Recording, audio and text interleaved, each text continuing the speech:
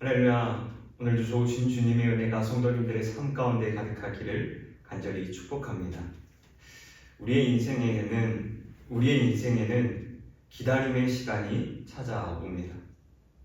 응답의 기다림, 또 문제 해결의 기다림, 또 고난 속의 기다림.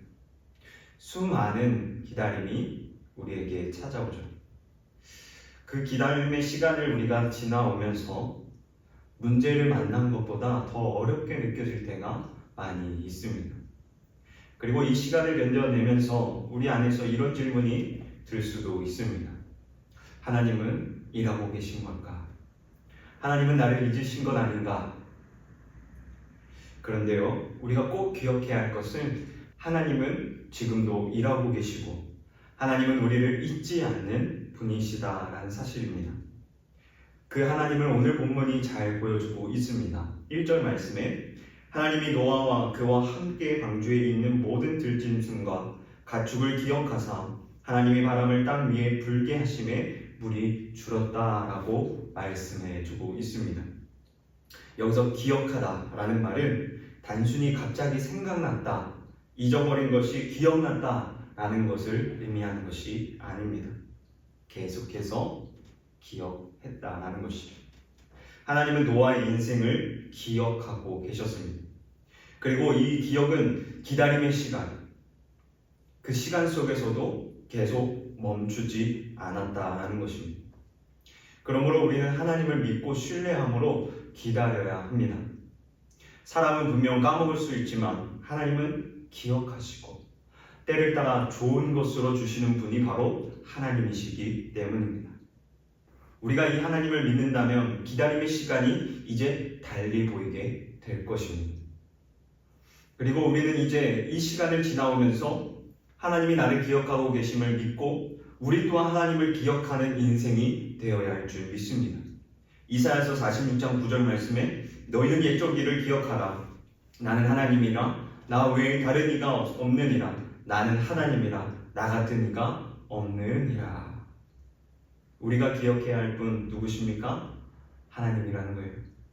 우리는 자꾸 세상 속에 살면서 일 때문에, 학업 때문에, 가정 때문에, 세상 일 때문에 하나님을 잊고 살 때가 있습니다. 그런데 하나님은 우리를 그 순간에도 단 한 번도 잊지 않으신다는 사실입니다.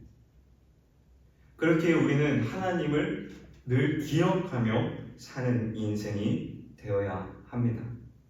바라기는 나를 기억하고 계시고 때를 따라 좋은 것으로 주시는 그 하나님을 늘 기억하며 살아갈 수 있는 저와 성도님들의 삶이 되기를 간절히 축복합니다.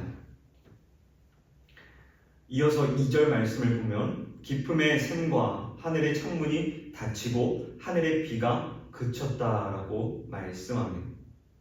7장에서 열렸던 그 비가 이제는 닫히게 되었습니다. 이는 하나님의 심판이 멈추었다라는 선언입니다.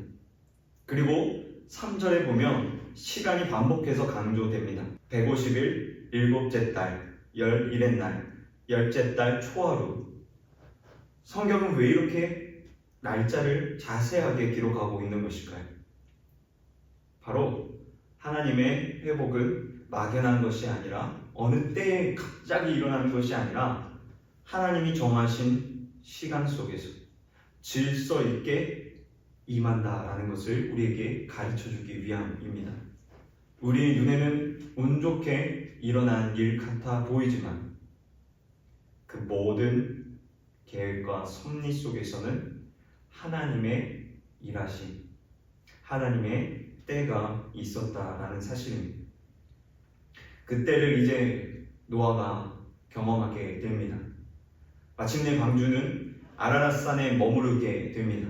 여기서 머물렀다라는 단어가 중요한데 히브리어로 누하흐, 쉰다, 안식한다 라는 뜻을 담고 있습니다.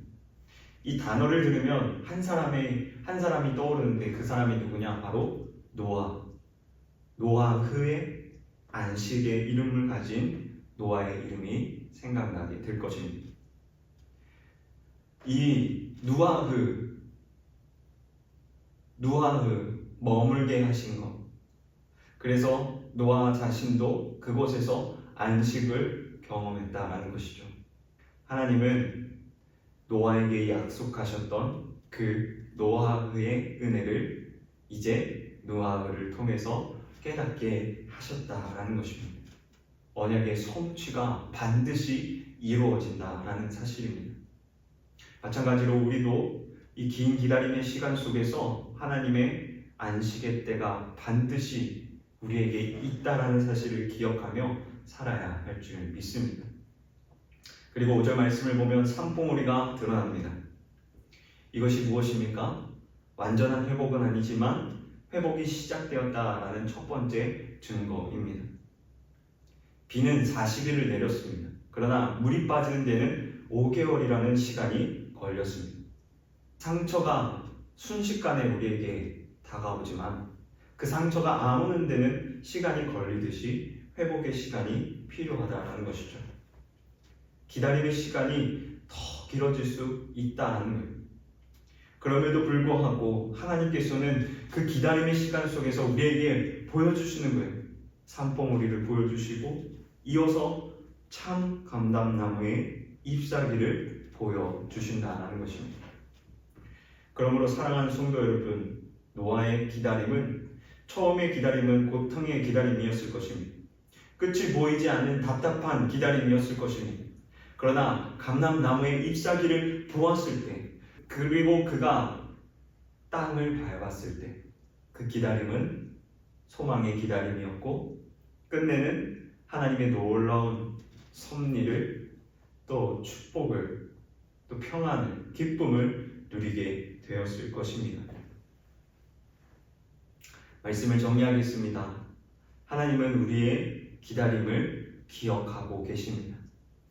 이 기다림의 시간 속에서 하나님을 믿고 신뢰함으로 기다리는지 아니면 그 시간에 원망, 불평하고 하나님을 떠나 있는지 하나님은 우리의 삶을 지금도 지켜보시고 기억하십니다.